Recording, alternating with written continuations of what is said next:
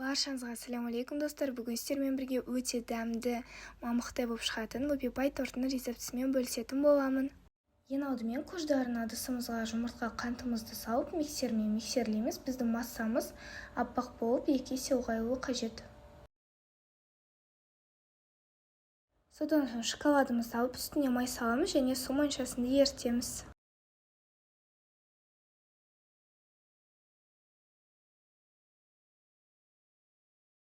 Ерітілген шоколад пен майымызды жұмыртқалы массаға біртіндеп қоса отырып, венчикпен араластырамыз.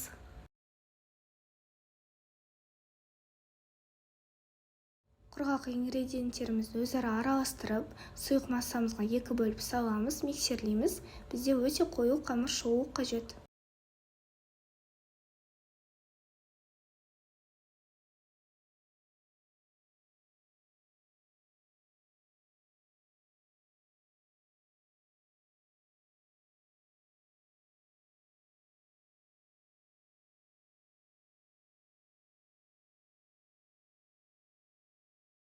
Пергамент қағазын алып форманың көмегімен шеңбер формасын береміз. Бізде 4 қағаз болу қажет.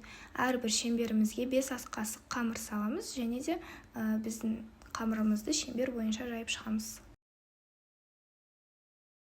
Қамырымызды қасықтың көмегімен жай аламыз және ең басты ескеретін сәт, қамырымызды біз шеңбер бойынша біркелкі етіп жаюымыз қажет.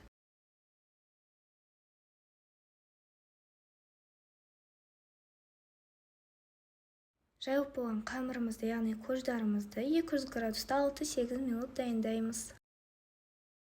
Біздің көждарымыз дайын, осылай дайындалуы қажет. Енді крем жасауды бастаймыз.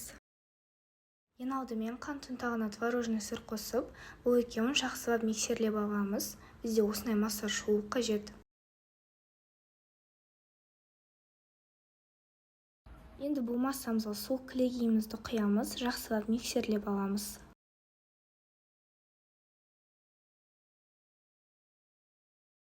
Соңында бізде осындай аппақ өз формасын ұстайтын крем шығуы қажет.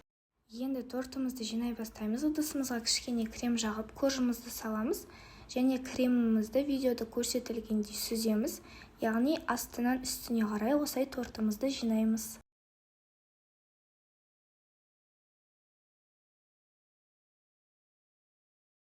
Тортымыз жиналды. Енді тортымыздың үстіне глазурь жасаймыз. Глазурьге шоколад пен майды біріктіріп су моншасын ерітеміз және де торттың бетіне біркелкі етіп тегістейміз. Ал әсемдеулеріңіз өз қалауларыңызша. Тортымыздың үстіне глазурь қойғаннан кейін тортымызды тоңазытқышқа 1 немесе 1,5 сағатқа қоя тұрамыз.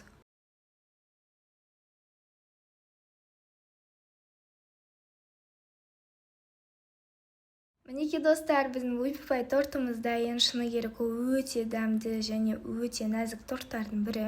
Сіздерге ұнайды деген ойдамын. Егер осы видеоны лайк қойып, каналға жазылуды ұмытпаңыздар. Баршаңызға ассалаумалейкум.